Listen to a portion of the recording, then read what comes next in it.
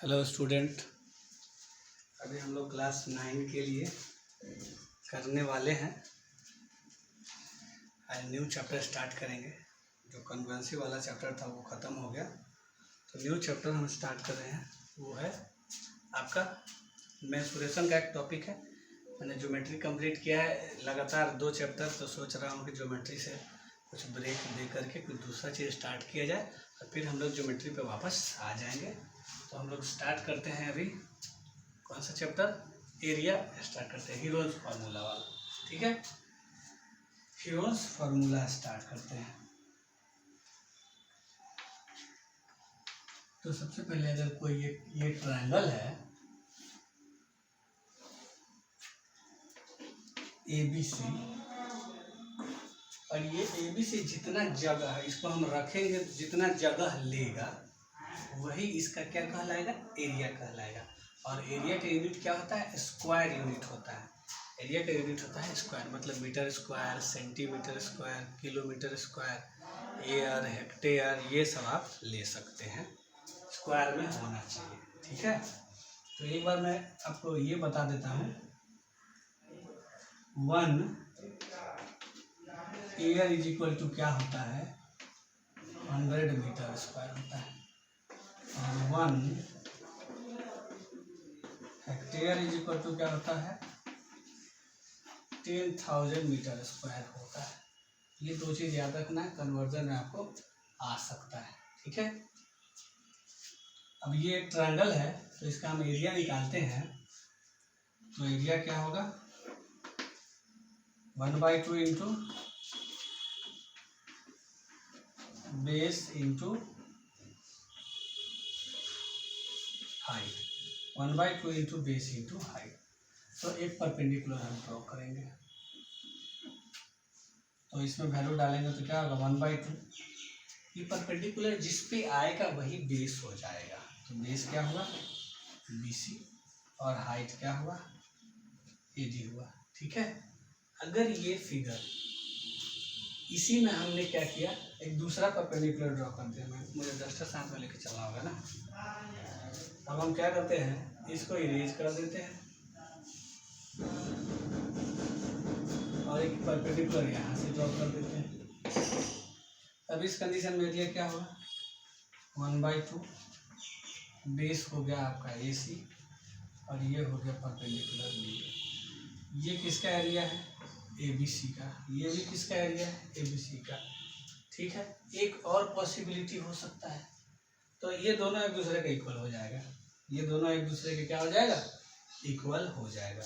तो इसके हेल्प से मैं ये लिख सकता हूँ कि 1/2 इंटू BC इंटू AD जो होगा 1/2 इंटू AC इंटू B के इक्वल होगा। और वैसे ही अगर एक और परपेंडिकुलर इधर से गया तो ये इक्वल होगा 1/2 इंटू बेस AB हो जाएगा, और ये CF मान लेते हैं। तो ये तीनों एक दूसरे के इक्वल होगा। अब अगर इसमें किसी एक का वैल्यू दिया हुआ है, आपको फाइंड करना है रिमेनिंग का, तो यही काम आपको करना होगा जैसे मैं लिखता हूँ। ठीक है, ये फिगर, इसी फिगर के लिए मैं एक क्वेश्चन लिख रहा हूँ। क्वेश्चन है, in the given figure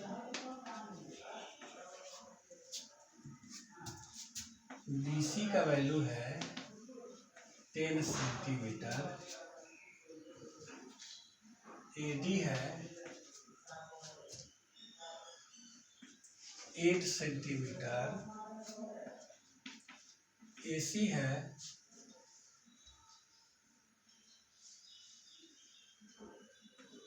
15 centimetre. तो पूछता है कि BE क्या होगा, यही क्वेश्चन है। ठीक है, कैसे बनाना है तो देखिए। तो BC मालूम है और BC पे आने वाला परपेंडिकुलर AD भी मालूम है। एरिया क्या हो जाएगा, 1/2 इंटू BC इंटू AD हो जाएगा। ठीक है, फिर से हम देख रहे हैं कि ये बेस और ये परपेंडिकुलर, तो फिर से एरिया क्या हो जाएगा, 1/2 इंटू AC इंटू B हो जाएगा। ये एरिया दोनों ही सेमी ट्रायंगल का, इसलिए दोनों एरिया बराबर होगा। तो यहाँ से हमें मिलेगा half BC into AD equal to half AC into B, यही आएगा। अब वैल्यू डाल दीजिए, हाफ से हाफ कट रहा है, BC का वैल्यू क्या है 10 है, AD क्या है 8 है, AC है 15 और ये रहा आपका B 15। अब कटा देते हैं क्या, 5 2 जा 5 3 जा 8 2 जा 16/3 इज इक्वल टू B। यही हमारा इस क्वेश्चन के लिए क्या हो जाएगा, आंसर हो जाएगा। तो आप समझ गए होंगे कैसे बनाइए, ठीक है। अब इसी में पूछ देता, इसी क्वेश्चन में पूछ देता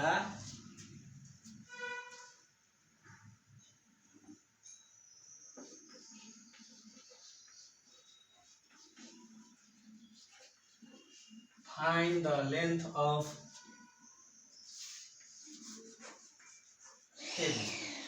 AB का लेंथ निकालिए, AB का लेंथ निकालना है। अब हमको कैसे निकलेगा AB का लेंथ, आप निकाल सकते हैं। ट्रायंगल का एरिया मालूम है, ट्रायंगल का एरिया मालूम है, लेकिन इसका परपेंडिकुलर ही नहीं मालूम है। तो यहाँ पे हमको किसका जरूरत लगेगा, हीरोन्स फार्मूला का जरूरत लगेगा। किसका लगेगा, हीरोन्स फार्मूला का।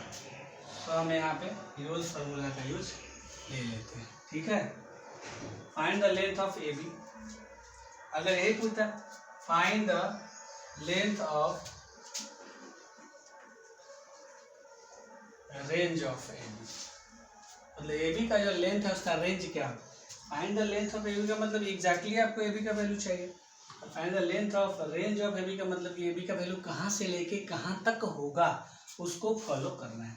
तो हम लोग जानते हैं, अभी थ्योरम भी प्रूव किए हैं कि अगर दो साइड है तो दो साइड का सम तीसरे साइड से बड़ा होता है और दो साइड का डिफरेंस तीसरे साइड से छोटा होता है।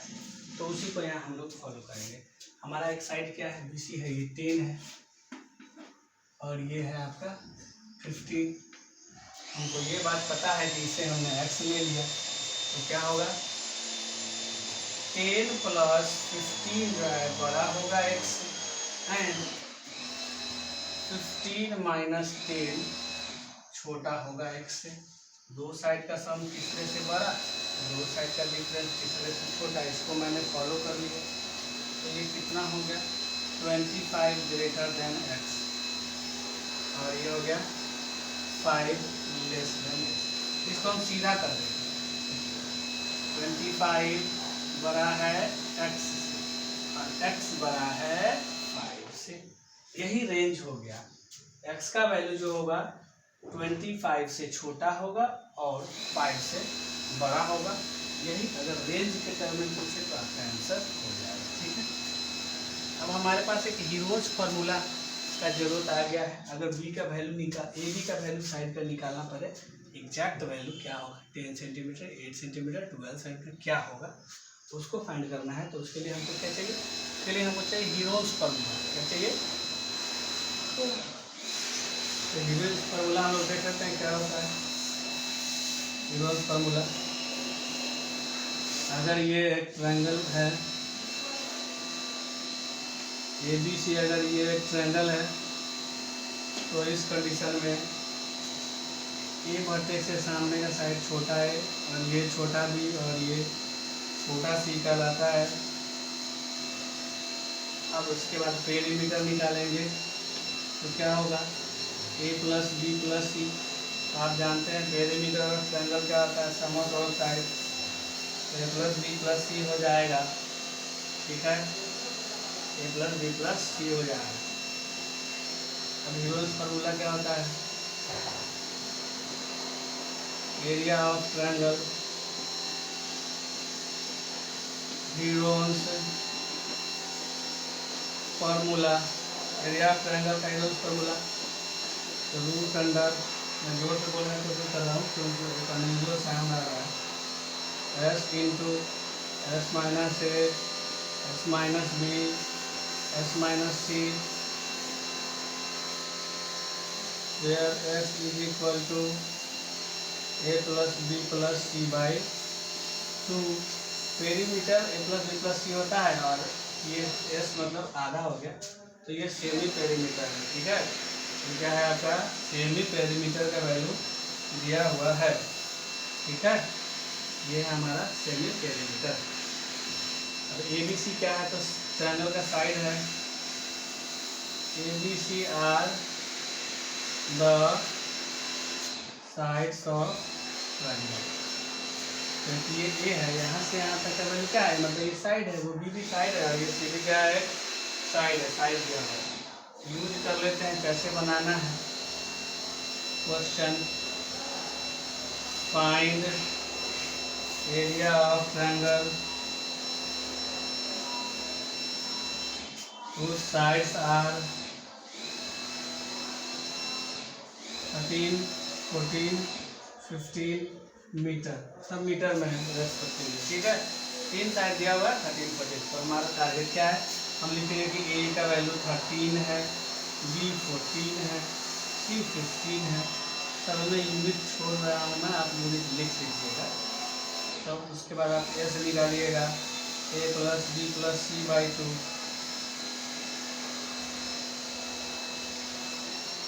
कितना हो जाएगा, 42 हो रहा है, और बाई में 2, 21 एक्स्ट्रा वैल्यू आ गया। अब एरिया का फॉर्मूला लिखेंगे, बड़ा सा है लेकिन ट्रिक वाइज है, S minus A, S minus B, S minus. ठीक है, अब हम लोग इसमें वैल्यू डाल देते हैं। 21 माइनस 13, 21 माइनस 14, 21 माइनस 15, ये हो गया। और हम लोग इसको क्या करते हैं, सिंप्लीफाई कर देते हैं। यहाँ पे थोड़ा स्पेस बचा हुआ है, उसी को देखते हैं। ये हो गया आपका 21, ये 8, ये 7, ये 6। यहाँ से बनाने का 2 तरीका। कुछ बच्चा लोग क्या करता है, मल्टीप्लाई कर देता है और उसके बाद स्क्वायर रूट निकालता है, लेकिन मैं कहता हूँ कि वैसा मत कीजिए। आप पेयर लगा लीजिए, प्राइम फैक्टराइजेशन करके। 21 का प्राइम फैक्टराइजेशन 3 × 7, 8 का क्या हो जाएगा 2 × 2, 7 का 7, और 6 का 3 × 2, यही आया। अब आप देखते हैं कि इसमें 7 कितना है, 2, तो 1 बाहर आ गया। 3 कितना है, 2, तो 1 बाहर आ गया। 4 4 टाइम से तो 2 बाहर आया। आंसर क्या आएगा, 84 मीटर स्क्वायर। यही इस क्वेश्चन का आंसर हो जाएगा। ठीक है, आप समझ गए होंगे। अब इसी क्वेश्चन में, एक ही क्वेश्चन से मैं बहुत सारे काम करना चाह रहा हूँ। अगर आपको इसी क्वेश्चन में पूछ देता,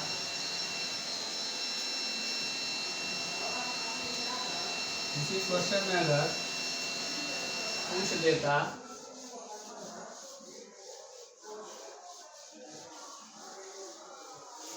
कि फाइंड कीजिए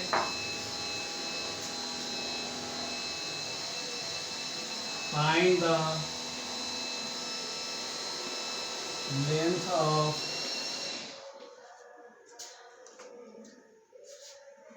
length of perpendicular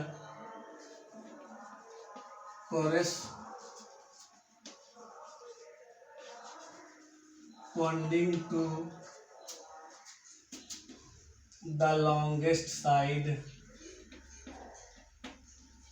longest side के पर अगर परपेंडिकुलर ड्रॉ करेंगे तो आपको निकालना है उसका वैल्यू। तो जैसे ये ट्रायंगल है, ये 13 है, ये 14 है, और ये 15 है, और इस पर एक परपेंडिकुलर आ गया, मतलब ये क्या हो गया, बेस हो गया, और ये हो गया परपेंडिकुलर। तो हम लिख देते हैं कि भाई एरिया तो अब यहाँ पे जो यूज होगा वो 1/2 × बेस × हाइट यूज होगा। और अभी एरिया का वैल्यू 84 आया है। आप बेस तो 15 हो गया और हाइट नहीं पता है, कटने वाला है तो कटा दीजिए। 3 से 5 और 3 से 28, ये 56/5 = 8। ये आंसर हो जाएगा कितना, 11.2 मीटर आंसर हो जाएगा।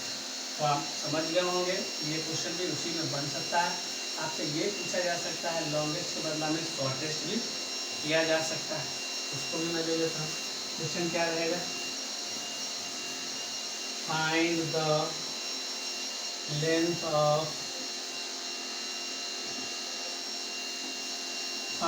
Length of perpendicular corresponding to the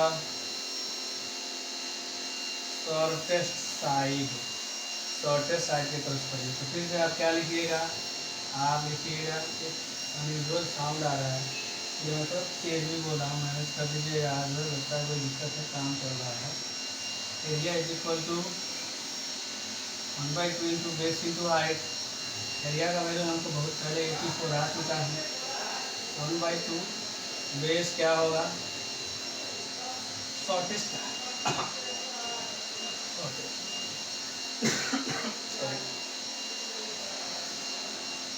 shortest का है, तो ये शॉर्टेस्ट होगा 13 और हाइट नहीं कटेगा 816 एच का वैल्यू 168/13 आया, समझिएगा। डेसिमल में कर लेते हैं, क्या होगा 13 12 पॉइंट समथिंग आएगा। देखिए इससे पहले का हाइट क्या था 11.2, अभी कितना है 12 पॉइंट समथिंग।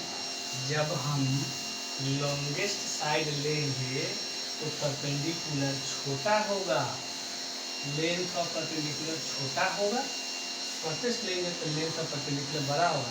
तो ये क्वेश्चन आपसे corresponding to longest side shortest side नहीं पूछ के और क्या पूछ सकता है, ध्यान से सुनिएगा।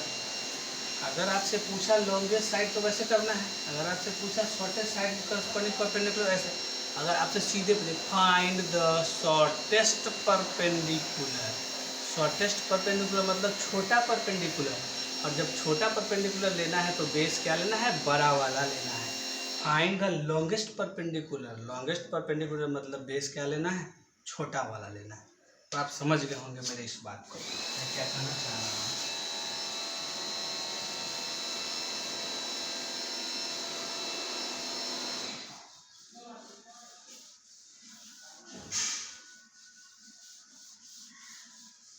नेक्स्ट लेते हैं, नेक्स्ट क्वेश्चन। हीरोज फार्मूला से रिलेटेड क्वेश्चन तो आप कर लीजिएगा। तो अगला क्वेश्चन मैं ले रहा हूँ, सिंपल तो मैंने करा दिया है। The length of sides of a triangle, the length of the sides of a triangle are in the ratio वाला है। द लेंथ ऑफ the sides of triangle are in the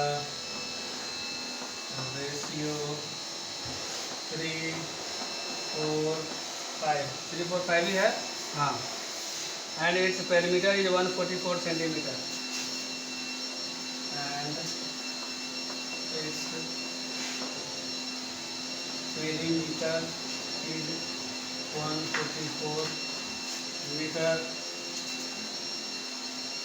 area निकालना है और the height corresponding to longest side निकालना है, ठीक है। पूछ क्या रहा है, एरिया और हाइट, एच लिख देता हूँ, corresponding to the longest side, ठीक है।